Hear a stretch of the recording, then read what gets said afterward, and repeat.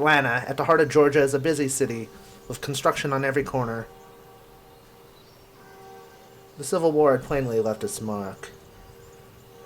But still, I marveled at how the place was healing. Less than a decade later, and already people were focused on building rather than counting the costs. There may not be much to look at today, mister, declared Stanley Goodman. But in a few years' time, we'll be state capital, and after that, who knows?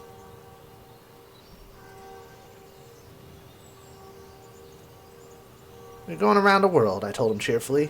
By train? I know Europeans are in love with their airships, but they won't last the way rails will. You'll see. You'll run out of hot air wherever it is used to keep the things afloat.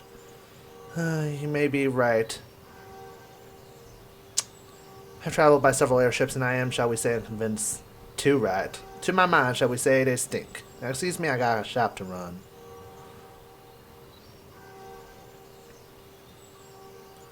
I bought a hammer and a sandwich and returned to my master.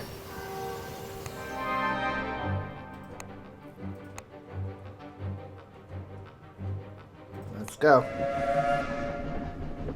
It's gonna be tight. I don't know if we're gonna make it.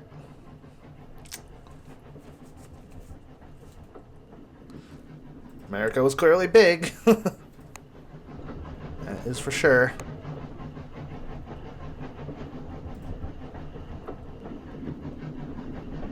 My childhood sweetheart once took the Paul Revere from Washington to Ponta Delgada. That is what I wanted to hear.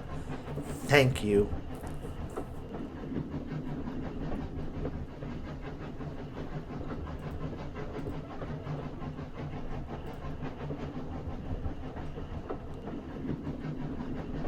Some say the fastest way to London from here is through New York, but now you seem to be in a terrible hurry. Indeed. Unfortunately, though, there's no way I'm going to be able to afford the trip from New York, so I need to hope that we'll make it by day 81. For sure. But I am Mare.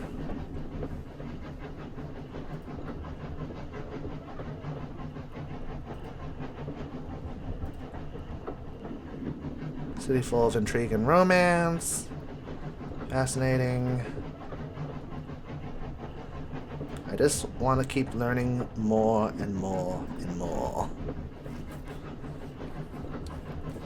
Atlanta to Baleem. What is in Baleem? I don't know. But either way, we got our destination. We got our route. We're not taking the trip from New York. Even though that is airship, and airships are fast.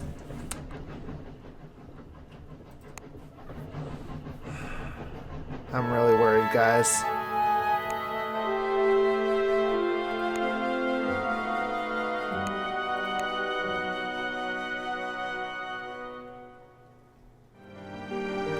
Do it.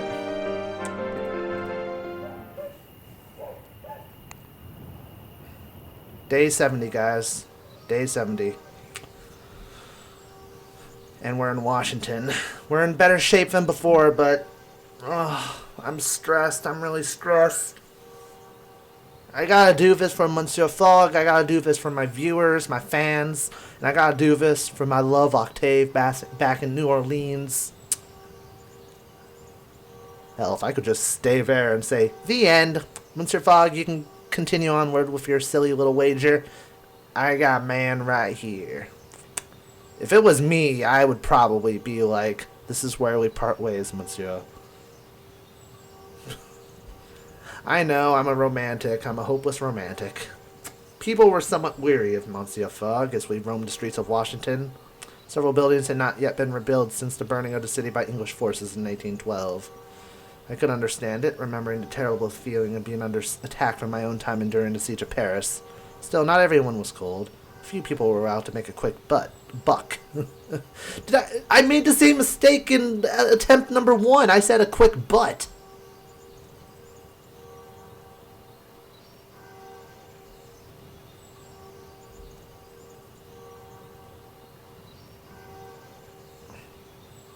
We're not staying.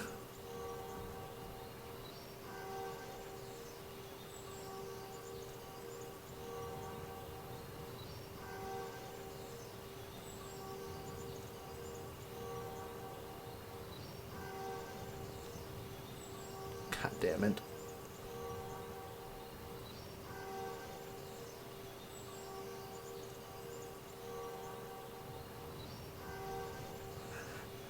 You fellows have no hope. A narrow shave, I suspect, Monsieur Fogg confided. I don't like him to have an opinion. I think perhaps Monsieur Fogg dislikes Americans as much as they dislike him. Damn. Damn, son. Alright, pay away. We're on to Paul Revere, baby. Listen, my children, and you shall hear how we boarded to Paul Revere for the ride. Forgive me, friends, to the tiny farming island of Ponta Delgada in the middle of the Atlantic Ocean.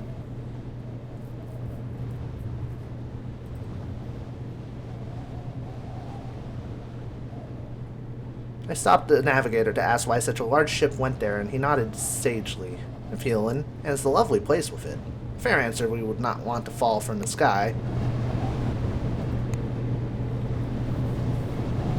My excellent valet. What do you think of our journey? Oh, he knows nothing about Ponta Delgada. That sucks. And he can't tell us anything about London either. That's great. So we visited 18 cities, traveled over 20,000 miles. Trains are our favorite transport, probably because of the Siberian Express that we took. We're smooth, extravagant, sound, and we have a comfortable relationship. Awesome. It occurs to me, my master remarked, as idly as one could imagine, that we are aboard a long-distance airship which is not bound for London. But close to London, monsieur. We could be closer, he replied, returning his attention to his cravat. Fuck. He's thinking of taking this thing. We have a... I need to convince him not, because...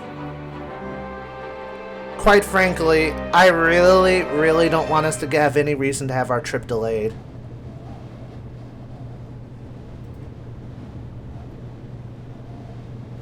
I left him to his machinations,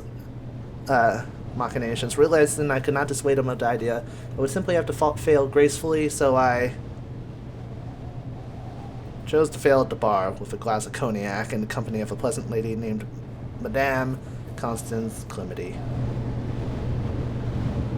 God damn it.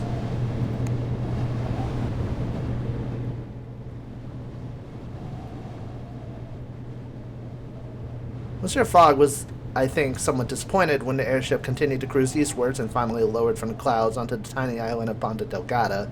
I was rather happier to have been on dry land and in one piece. Don't complain. Oh, I did get to keep the hammer. Sell that damn hammer, son. What else can I sell?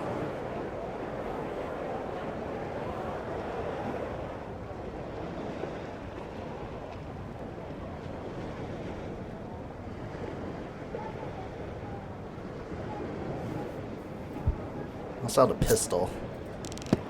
Just in case. What am I supposed to do in terms of money there? Oh, wait. This. Go to Lisbon. Let's face it, there's no way I'm getting a 5,400-pound ticket to London. There's no way.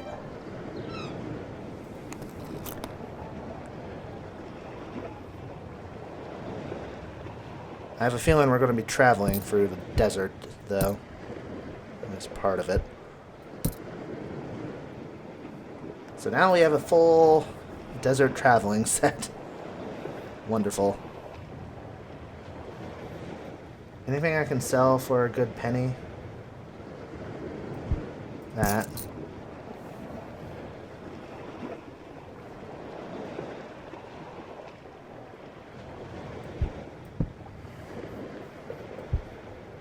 And that.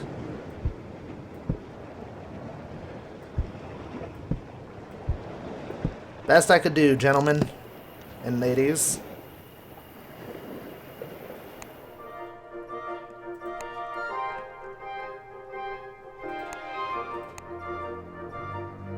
2 days is the best I can do. Wait. What kind of travel? Gyrocopter. Okay, so it shouldn't take too long. I don't know. All I know is that we were never going to make the 5,400-pound trip. So this is the best I can do. It's going to be so close. Ponta Delgada was the largest settlement on the volcanic island of San Miguel in the Azores. Delicate pewter automata harvested fruits from the abundant orangeries, washed over by Portuguese gentlemen farmers in pristine white villas. Monsieur Fogg, of course, took in the pleasant environments with one cursory glance and bent his head to his almanac.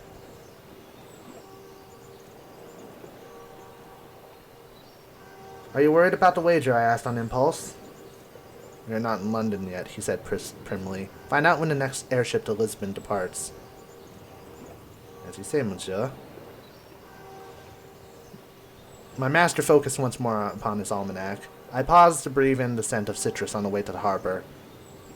It lingered in my nostrils for days, long after we departed the Azores.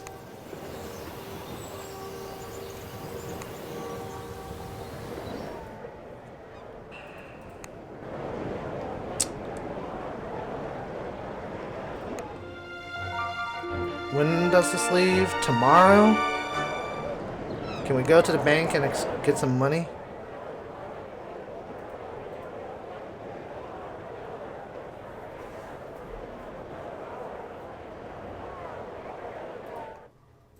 When is the trip?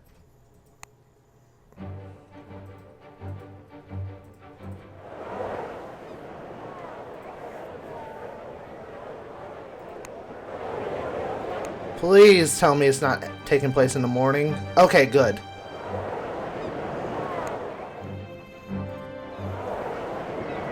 We should be okay then. Let's make some money. Earned 83 pounds.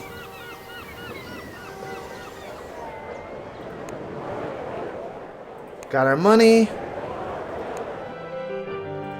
Let's depart to Lisbon. By a farming gyrocopter. We were given a gyrocopter ride to Lisbon by one of the local gentleman farmers. Monsieur Catino grew oranges and corn, but my real passion, senors, is poetry.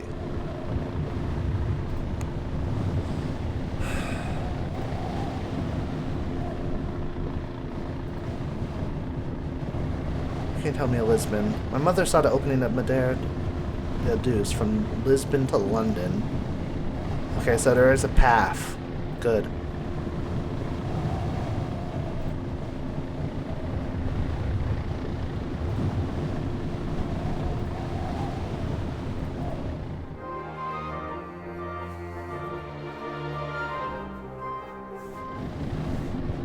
We're gonna have to bank on this.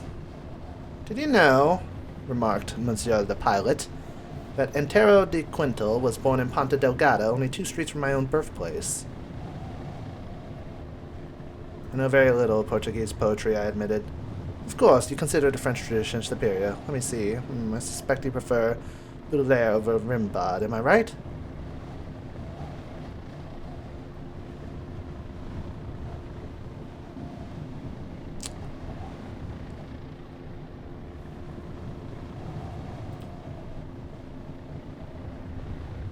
What the hell? Well, that was some poetry.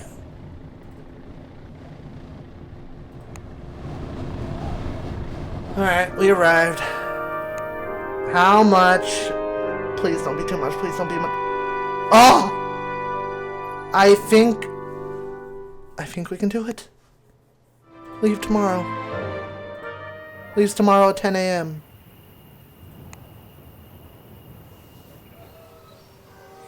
In Lisbon, we sat down to dine at a charming little restaurant with views across the Iberian coastline. The maitre de hotel came over to our table as the waiter brought our aperitifs. Signors, he cried, wringing his hands, I have a great favor to ask. We were just leaving, I declared quickly, rising to my feet. Monsieur Fogg looked somewhat put out by my abruptness, but the matter of speed was foremost in his mind. We left the restaurant without further discussion and without dessert. I don't care! Go! Madre de Deus, London. Please make it before day 81. We left Lisbon aboard the Madre de Deus, an old Taurus Quevedo airship with a belly full of Algarve oranges and early season cherries. But even such juiciness could not turn my eyes from the prize.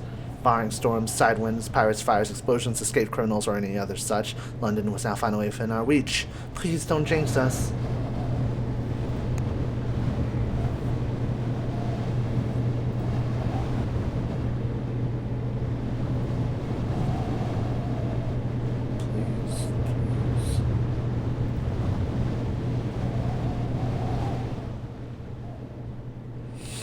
Monsieur Fogg looked out of the observation deck windows with perfect calm, as though we were not, with every passing moment, drawn closer and closer to London. My nerves were in shreds, and I was nearly chewing the rails with anticipation, watching every possible danger. One eye on the crew and the other on the ship, ready to react to the slightest trouble, but nothing broke the peacefulness of our day. We tethered the airship dock in Hyde Park and felt for the first time in 74 days the feel of English soil under our shoes. At long last, we had returned to London, and in time to win the wager. Ah! I did it! Attempt number 2! Achievement unlocked, 80 days! I actually did it! I seized my master by the collar and threw him into one of the steam carriages idling on the banks of the Serpentine in Hyde Park. To the Reform Club, I shouted.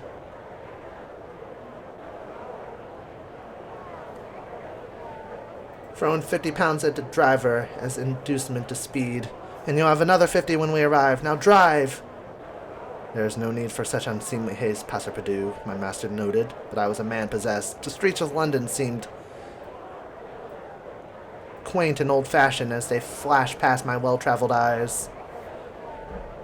The carriages were mostly horse-drawn, and gas lamps rather than electricity lit our way as we raced down Pall Mall. The carriage barely shuddered to a steaming, hissing stop. I can't even speak right now before I dragged my master from his seat and up the steps to the imposing doors of the Reform Club. I released him only when we reached the great saloon, where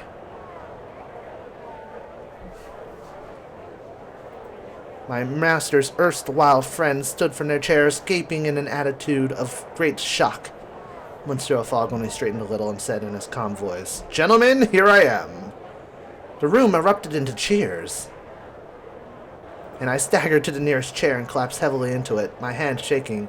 I realized, as though a spell had suddenly broken, that we had succeeded, and my master had won £20,000. Whoa! With the 4,000 we began with, the debt piled up from banks along the way, and our remaining funds, it was a profit of over 12,000, hardly a meager sum. Oh, thank goodness. So, we were about £8,000 in debt from the banks. So, thankfully, we weren't broke. I managed to make sure we weren't broke by the time we got back. My heart began to beat again, and I saw for the first time the grand interiors of the Reform Club, which had no doubt remained untouched since its founding some 30-odd years ago. The most advanced piece of technology within was a gilded clock set upon the mantelpiece. A few club members were muttering about the impropriety of alighting in front of the club from a steam carriage. I pushed my way through to Monsieur Fogg, who had nearly been swallowed by congratulatory crowds. "You have won the bet, monsieur," I told him.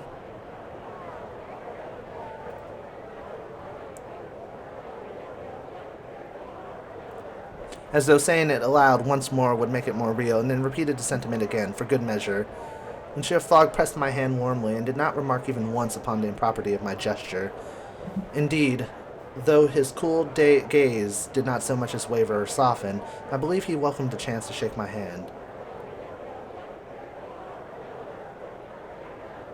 "I thank you for your services, my valet, Passepartout. Though you did not perform your duties with particular skill, you were not particularly incompetent either. Steady mediocrity is a quality I admire in a servant." "Oh, thank you." With Monsieur Fogg, one had to take one's compliments as they came. Mr. Fogg, one of the journalists in the crowd cried, interrupting our conversation. What next for the great adventurer Phileas Fogg and his loyal valet Passepartout? My master looked at me. I returned a glance. I have always wondered what is at the center of the earth. I looked around at faces of the assembled crowd and quirked an eyebrow. Anyone care to make a wager? Monsieur Fogg refrained from rolling his eyes. I believe, he said with great deliberation, that tonight I will have supper and go to bed. Come, Passepartout. It grows late. Yes, Monsieur Fogg, I said, and followed. Your journey has been completed. Celebrated Englishman Phileas Fogg wins round-the-world wager. Journey completed in 74 days despite unsolved murder about experimental airship pilots in the New Orleans region, and arrest in Vladivostok. Oh yeah, I almost forgot about that one. I think that one caused me the most stress getting arrested. Oh no, the most stress was the unsolved murder, because I thought that was going to end my game for sure. I got around in 74 days, traveled 25,000 miles, rode a train for the most part, finishing balance over 12,000 pounds, traveled 9,500 miles by sea, 9,400 by land, 6,100 by air, spent about 17,000 pounds. I was a smooth criminal, extravagant. I was a sound valet, and I had a comfortable relationship with my master. And I have a love in New Orleans. Let's face it, Passepartout, he appreciates his master. The adventure was great. He's going back for Octave. I'm sorry, the romance is like my weak spot. But I did it. I actually did it. I beat the game. It was tough. I was worried for that last bit there, especially here, that I wasn't going to make it. I was thinking, oh no, this is where it ends. I'm not going to have enough funds. I'm not going to find a way back to London. It's over. But I had my moment of hope when they told me that I could get to Ponta Delgada from Washington, and then further being able to get to Lisbon to London. Once we found out, once we figured that Lisbon would connect upwards over here, Lisbon was an obvious one because it was cheap. And then I was worried about how much it would cost to actually get to London, but it was only about 200 pounds. A bit more, actually, because I actually rushed. I paid extra in order to get the most immediate flight there. But you know what? I did it. We took the Siberian Express all the way through Asia, made our way down here, got arrested in Vladivostok. We decided to take a risk because I was extremely paranoid about going to Hong Kong, because that's where we got drugged and I got effed over because of how many days I lost as a result. So I took a risk by, taking a little bit of a shortcut to Yokohama, going there again, and then taking the experimental plane to Honolulu, which I didn't expect would get turned into a murder mystery, which I wasn't able to solve, but thankfully we managed to make do. This was a mess because we ended up going down and then we curved back up. I feel like maybe I could have, went from New Orleans to Washington and none of this had to happen, but you know what? As long as we succeeded, that's what matters, so. Oh good, I could continue. I could do this again. And they have my second route highlighted, my successful route. Now my question is, there's ways to travel around the world in 40 days. The only way I can think of doing that is if I go towards the North Pole and I cut through the North Pole and then end up here in Africa. Go from north to south. I don't know if that's even possible, but I am going to play more of this game because I want to explore more of the options. I gotta go to the North Pole, and sometime I have to go to Brisbane. There's just so much more I want to see and do in this game. This game is amazing.